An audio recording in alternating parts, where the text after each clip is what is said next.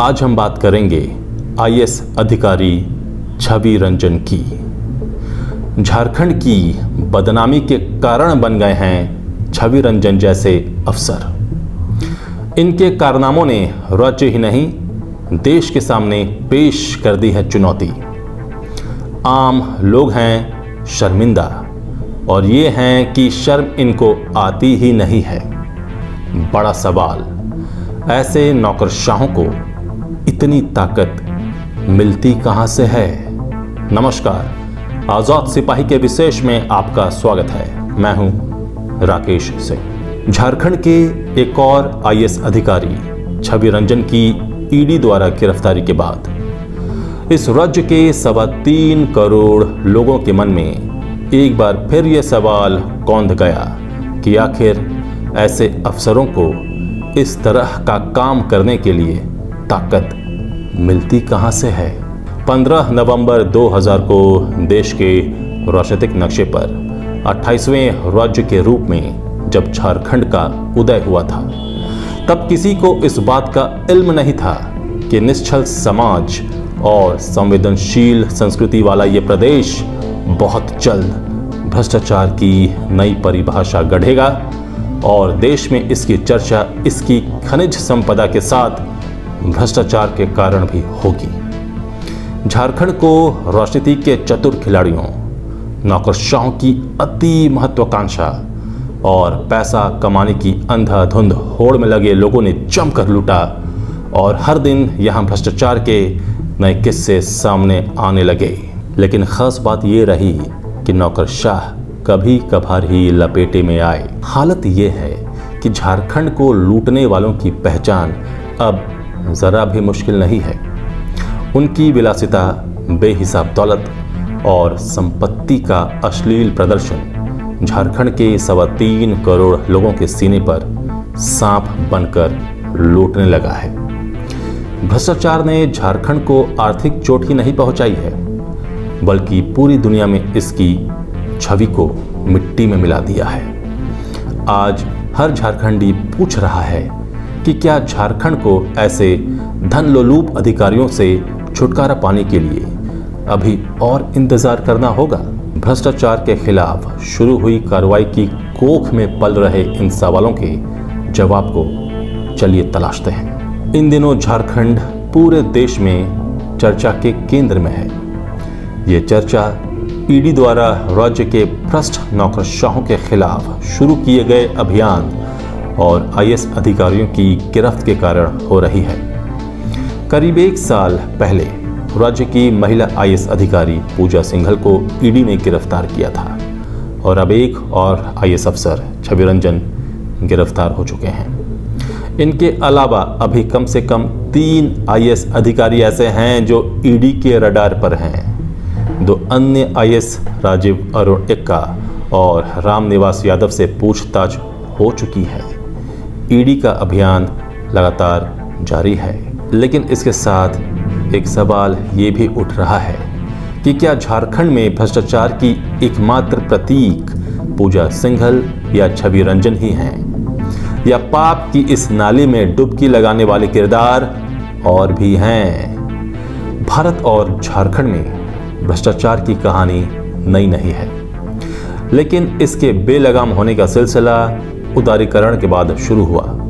लोग कह रहे हैं कि इस काली होती तस्वीर को बदलने का वक्त अब आ चुका है। दुनिया के सबसे बड़े लोकतंत्र के 28वें राज्य को झारखंड, दुनिया के लेते हैं, दुनिया के सबसे बड़े लोकतंत्र के 28वें राज्य झारखंड को अब उन उपायों को सख्ती से लागू करना होगा जिनमें काली कमाई करने वालों को सामने लाया जा सके।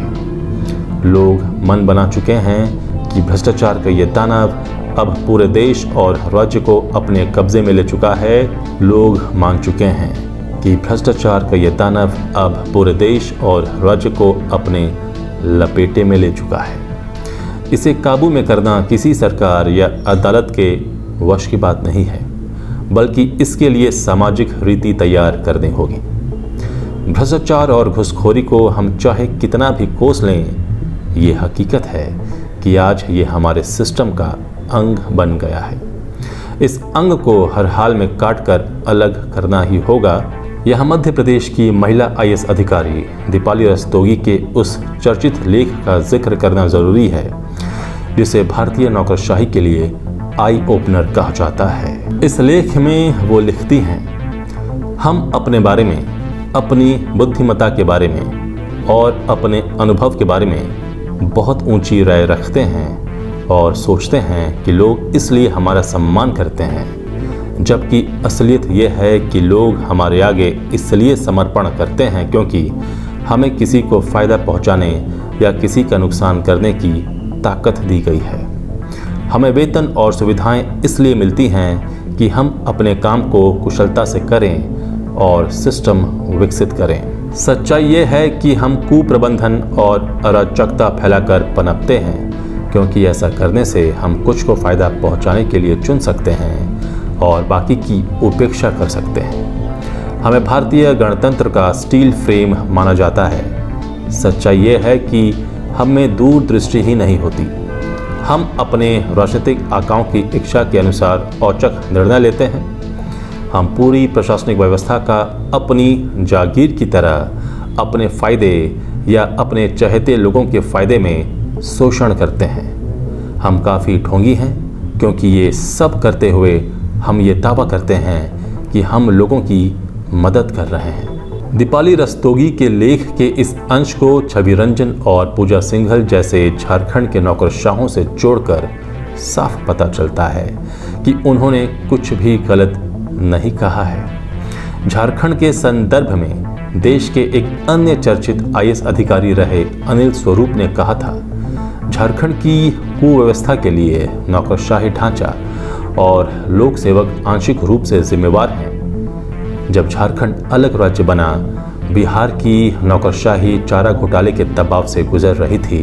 ऐसे में RS शर्मा और राजीव गौबा जैसे उत्कृष्ट लोक सेवक थोड़े दिनों के लिए नए राज्य में मुख्य सचिव बनने के बाद केंद्र में चले गए। बकौल अनिल स्वरूप, झारखंड में अनेक ऐसे नौकरशाह हैं जो बेहद काबिल हैं, लेकिन कुछ अधिकारियों की अक्षमता, अनिर्णय और बेईमानी की वजह से ये स्थिति पैदा हुई है। लौटते हैं झारखंड में। छवि रंजन ने रांची DC के पद पर रहते हुए जमीन लूटने का जिस नेटवर्क का पोषण किया वो शर्मनाक है।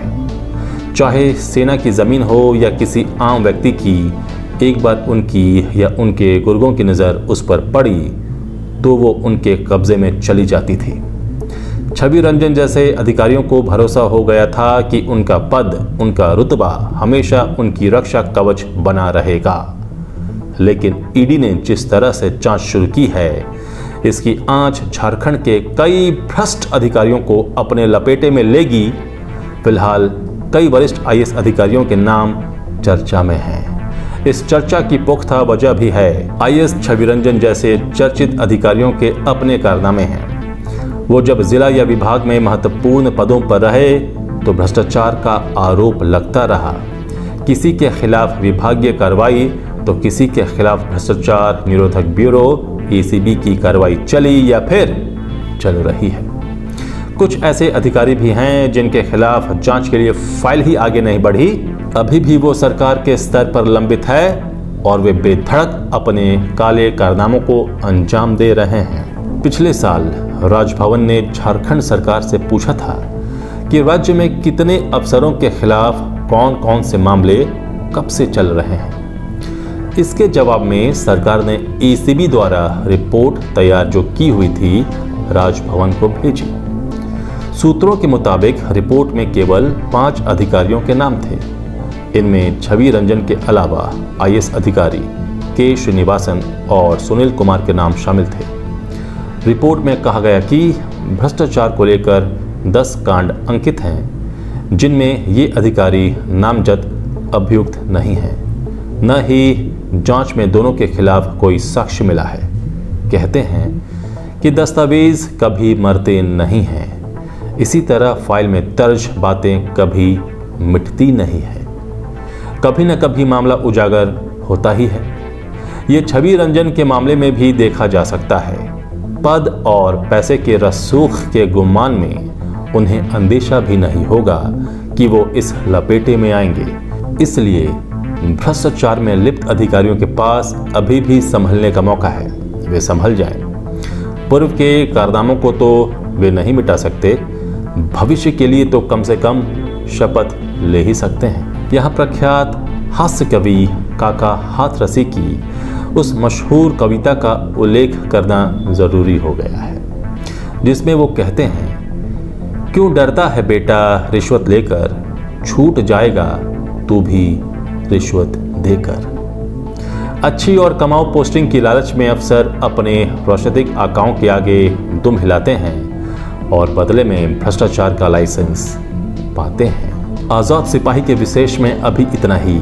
आप हमारे इस YouTube चैनल को ज़रूर सब्सक्राइब करें। अगर ये वीडियो आपको पसंद आता है तो आप इस वीडियो को ज़रूर शेयर करें और इसे लाइक भी करें।